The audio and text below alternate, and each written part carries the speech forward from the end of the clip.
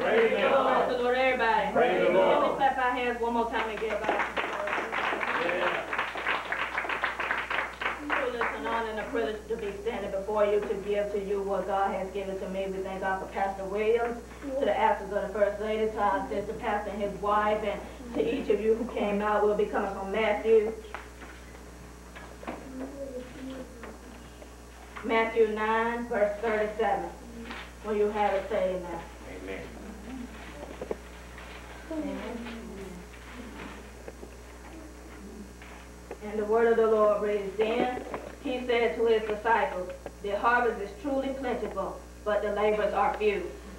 And if I were to use for a topic tonight, it will be, when are you available to go to work? Amen. All right. Can we ask ourselves that tonight? We're not going to talk to our neighbor, but we're going to talk to ourselves and minister ourselves today. Can we say, when am I available? When am I available? I can't hear them and say, when am I available? When am I available? To go to work. To go to work. Amen. Amen. That's a question they ask you when you go and apply for a job, you know. When you go to the manager's office and everything sounds good to him, he'll ask you if he's going to give you the job up front. He'll say, well, when are you available to start work? He'll try to test you and see if you're really ready to work. He'll say, well, can you start Friday? And then if you make up an excuse and say, well, no, I can't come Friday because that's a ball game, he'll say, well, what about Saturday? No, I got to spend time with my family. I got to spend time with my children. Well, what about Sunday? No, that's church time. I ain't been to church in a while. And then the pastor going to be wondering where I've been, so I can't start Sunday. And then he'll say, well, what about Monday? Well, if things go well Monday, I'll be there. But if not, I'll be there for sure Tuesday. He's going to say, well, we're going to have to tear your application up and send you on your way because you're full of excuses right now. And that's what God is saying tonight. We're full of excuses.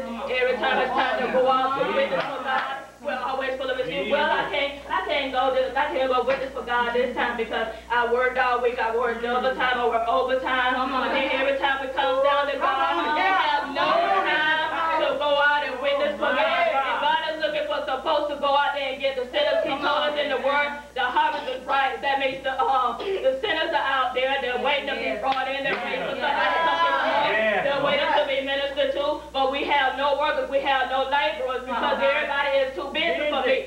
When are you available to go to work? Why don't you ask yourself that again? When am I available? When am I available? When am I available? When am I available? To go to work. To go to work. Another thing, when you apply for a job, they have you fill out an application. And then when you fill out an application, they do like a personality check.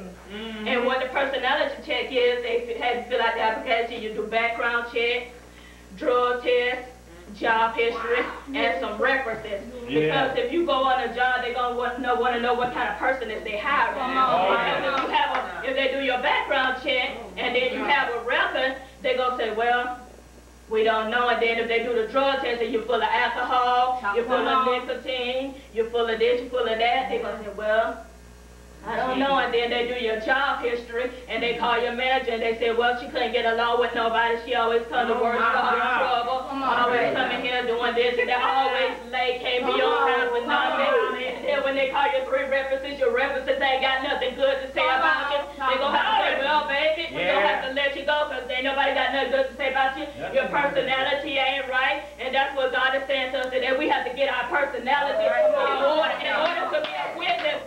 Our personality got to be in order. We're going to go out and witness in the day and time. You know, we like to talk about David had a problem with his flesh and all that. Yeah, he had a problem with his flesh, but God was still able to use David. But in this day and time, if you're going to go out and witness, say, for instance, if my sister is a sinner, and I go out and witness to her, and I'm out there fornicating, doing drugs, doing this and doing that, it's not going to be no effect because she's going to say, well, her lifestyle is not in order. Well, then she tell me. So we got to get our personality in order. Somebody ask yourself again, when am I available? When am I available? To go to work. To go to work. Is my personality in order? Is my personality in order? Is my background in order? Is my background in order? Is my drug test in order? Is my job history in order?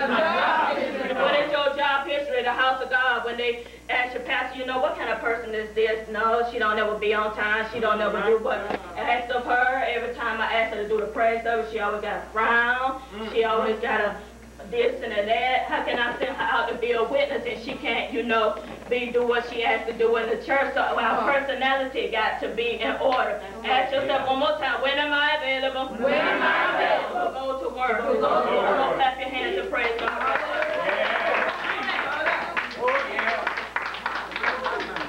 The reason why God wants to send us on the battlefield, and He's been dealing with me about this for some time now, and it's my concern about the things that's going on in the world. And it's surprising to me that the church is not concerned. All the church is concerned about is what's going on in the four walls of the church. We're concerned about what kind of hat Sister So-and-so had on, what kind of shoes Sister So-and-so had on. Did you see those stockings she had on her feet today? Those was the wrong color stockings. Did you see the kind of shoes she had on? Did you see how she tried to shout today? Did you hear the word the preacher preached? He preached against me and he did this and he did that. Well, church folks is only concerned with what's going on in the church. We always want to prophesy and lay hands and call folks out and prophesy to them. And it's the sad thing that we don't offer Christ in the church no more. No one is getting saved, but we always prophesy and calling me out, want to prophesy to me, want to lay hands on me. When you see me in the store, you always want to call me out and prophesy to me. I don't disagree with prophecy, but to me, I know who God is. But you need to take that word to the person out there who don't know who God is. It's not a sinner in the grocery store who don't know how good God is. You know, every time you get in the grocery store, we want to say, oh, sister, do you know how good God is? But then that's all good and dandy. But then there's sinners out there as well who don't know who God is. And that's what God wants us to do. Go out there and get those sinners and tell them what they'll say to the Lord, how good God is, how He's been good to you. Be a witness. Let your life line up to what you're talking about. Amen. Amen. You say, well, what's some of the things that's going on in the world? There's a lot of drugs, money, sex, porn, homosexuals, lesbians,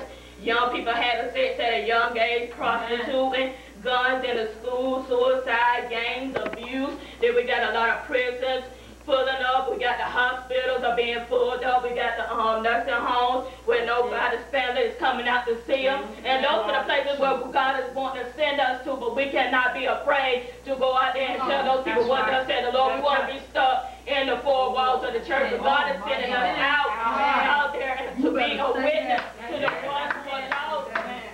Amen.